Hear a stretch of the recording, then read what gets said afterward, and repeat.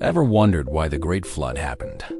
The Bible gives us the story of Noah, but there's another ancient text that goes into even more detail, offering a different and, frankly, jaw-dropping perspective. This text is the Book of Enoch, and its account of the events leading up to the flood is like something out of a sci-fi fantasy epic. It's a story of rebellious angels, forbidden knowledge, giant hybrids, and a world so corrupt that the planet itself cried out for help. So, what really pushed God to hit the reset button on creation? Stick with me, because today we're diving deep into the Book of Enoch to uncover the shocking tale of why the world had to be washed clean. According to the Book of Enoch, long before the flood, a group of angels known as the Watchers were tasked with, watching over humanity from the heavens. They were meant to be guardians, guides, ensuring humanity stayed on the right path. But something went terribly wrong. 200 of these celestial beings, led by an angel named Samyaza, looked down upon the earth and became utterly captivated by the beauty of human women. A forbidden desire took root in their hearts. They weren't content to just watch anymore. They wanted to participate. Samyaza gathered his faction and proposed a pact. He said, "I fear you may not be willing to do this deed, and I alone will have to pay the penalty of a great sin."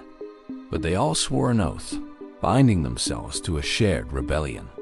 They descended from their heavenly post onto Mount Hermon, a symbolic act of abandoning their divine duty for earthly pleasure. This wasn't just a minor transgression. It was a cosmic betrayal. They knowingly defied the most fundamental law of their existence to remain separate from the mortal world.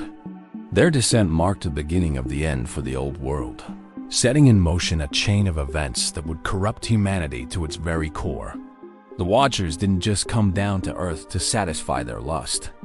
They brought with them secrets from heaven, knowledge that humanity was never meant to possess. It was like giving nuclear codes to a toddler. One of the leaders, an angel named Azazel, taught humans the art of war. He showed them how to forge swords, make shields, and craft breastplates. Suddenly, humanity had the tools for mass violence and conflict escalated like never before. He also taught them about cosmetics, how to make bracelets and ornaments, and the art of beautifying the eyelids with kohl. This wasn't just about fashion. It was seen as a gateway to vanity, seduction, and the corruption of natural beauty. Other Watchers revealed different forbidden arts. One taught the secrets of sorcery, incantations, and how to cut roots for magical purposes. Another revealed the signs of the sun, the course of the moon, and the patterns of the stars, not for scientific understanding, but for divination and astrology, leading people away from divine guidance and towards occult practices. Humanity, once innocent, was now armed with dangerous knowledge. This influx of celestial secrets didn't elevate humanity, it poisoned it. It fueled greed, pride, lust, and a thirst for power. The world spiraled into chaos, a playground of magic, warfare, and godless ambition. The divine order was shattered, and the seeds of destruction were sown across the entire planet. The corruption wasn't just a human failing anymore. It was a divinely engineered catastrophe. As if teaching humanity the arts of destruction wasn't enough, the Watchers' rebellion produced a horrifying consequence. From their unions with human women, a new race was born, the Nephilim. The Book of Enoch describes these beings as giants, towering figures of immense power and insatiable appetites. Imagine giants 3,000 cubits tall roaming the earth. These were not gentle giants from fairy tales. They were monstrous hybrids, part divine and part mortal, possessing the worst traits of both. Their existence was an abomination, a physical manifestation of the broken boundary between heaven and earth. The Nephilim consumed everything. They devoured all the food humanity could produce. When the fields were bare and the livestock gone, they turned on the humans themselves, consuming them.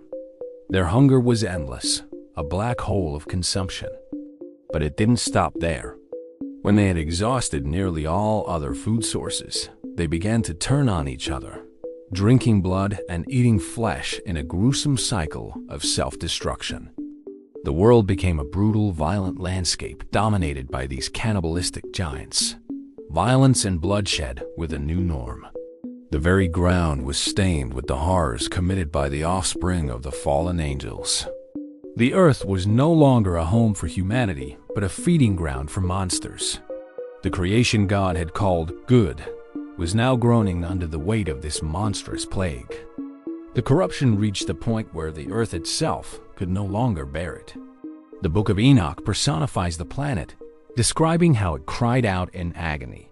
The souls of the dead, victims of the Nephilim's rampage and humanity's newfound love for warfare, joined in this chorus of despair.